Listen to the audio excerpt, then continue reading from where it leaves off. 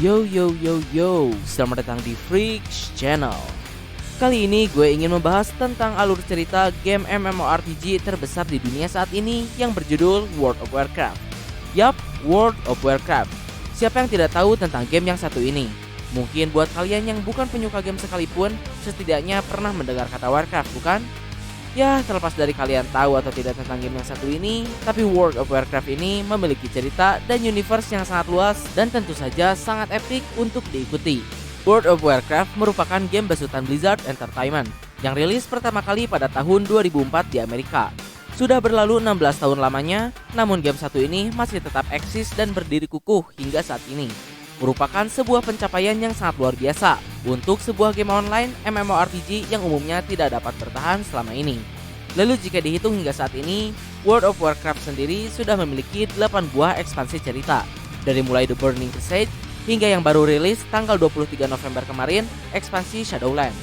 Apalagi untuk ekspansi Shadowlands sendiri, ekspansi tersebut merupakan angin segar bagi seri dan para player World of Warcraft setelah ekspansi sebelumnya yang dirasa kurang menarik bagi para player. Karena ekspansi Shadowlands sendiri menyajikan cerita yang benar-benar baru dari universe Warcraft itu sendiri. Lalu untuk cerita World of Warcraft ini, gue akan mulai dari universe Warcraft itu sendiri.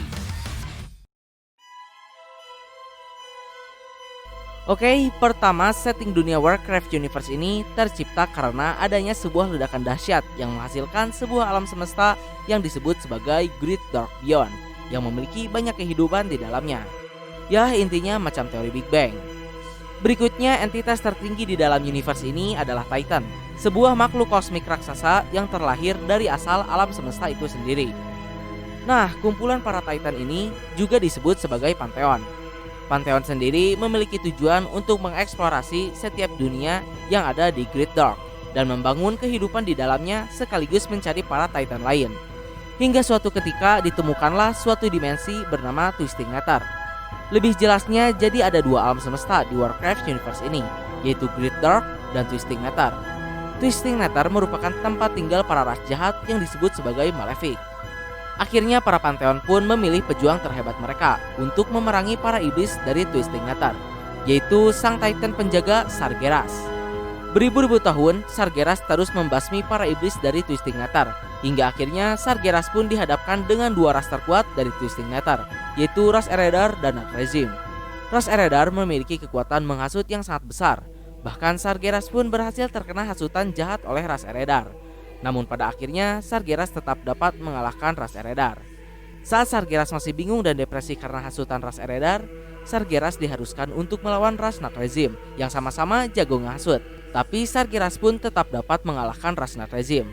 Namun akhirnya dengan dua hasutan dari ras iblis terkuat itu, Sargeras yang perkasa pun berhasil dijatuhkan. Sargeras mulai berpikir dan kehilangan keyakinan pada misi juga visi para Pantheon dalam memerintah dunia. Para Pantheon pun juga berusaha untuk meyakinkan Sargeras bahwa ideologinya itu salah.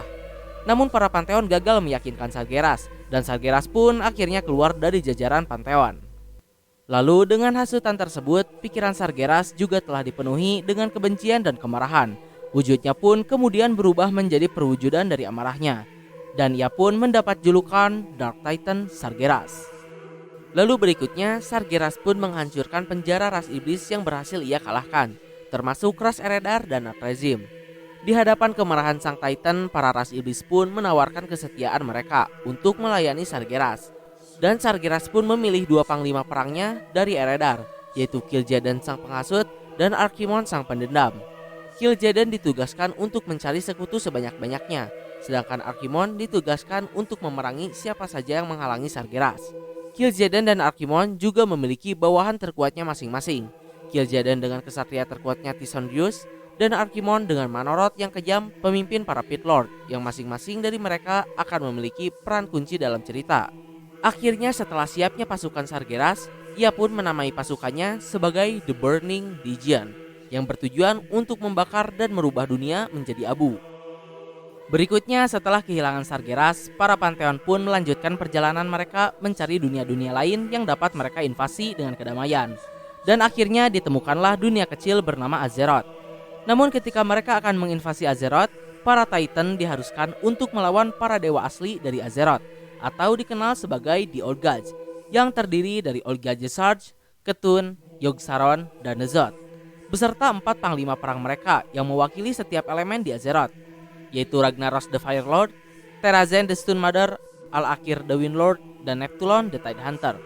Lalu para Pantheon pun juga membentuk pasukan mereka sendiri yang disebut sebagai The Titan Forge. Walaupun dengan kekuatan mereka yang besar, para Olgad berhasil ditaklukkan oleh para Titan dan pasukannya. Lalu khusus untuk Olga Jesarj, Amantul, sang Titan pemimpin para Pantheon, turun tangan langsung untuk membunuh Jesarj karena Olga yang satu ini dirasa terlalu kuat dan berbahaya.